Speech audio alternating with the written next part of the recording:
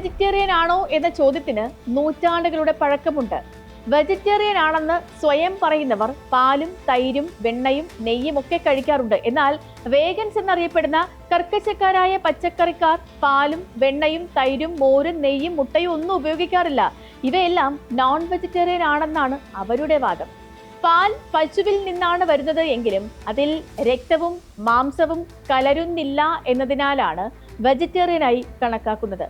അതേ സങ്കല്പം വച്ചാണെങ്കിൽ non vegetarian പശുക്കളുടെ പാൽ കുടിക്കുന്നതിന് എന്താണ് പ്രശ്നം?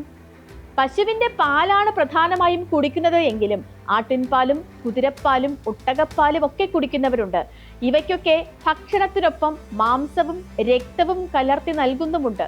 ഇങ്ങനെ വരുന്ന പാൽ ഇന്ത്യയിൽ വിറ്റാൽ വെജിറ്റേറിയൻ എന്ന വ്രതം മുറിയുമെന്നാണ് ഇന്ത്യൻ സംഘത്തിന്റെ വാദം. ഇതിനെ പരിഹാസ്യമായ വാദമായാണ് അമേരിക്ക കാണുന്നത്. അവർക്കത് കേൾക്കുമ്പോൾ തന്നെ ചിരിക്കാനുള്ള വകയുമാണ്. എന്ത് കഴിച്ചാലും പശുവിന്റെ അകിടിലൂടെയാണല്ലോ പാല് വരുന്നത്. പശു എന്ന മൃഗത്തിൽ നിന്നും വരുന്ന പാൽ വെജിറ്റേറിയൻ ആണെന്ന് നിങ്ങൾ കരുതുന്നുണ്ടെങ്കിൽ എല്ലാം വെജിറ്റേറിയൻ ആണ്, അല്ലെങ്കിൽ എല്ലാം നോൺ വെജിറ്റേറിയൻ ആണ്. ഇതാണ് അമേരിക്കക്കാർ പറഞ്ഞു ചിരിക്കുന്നത്.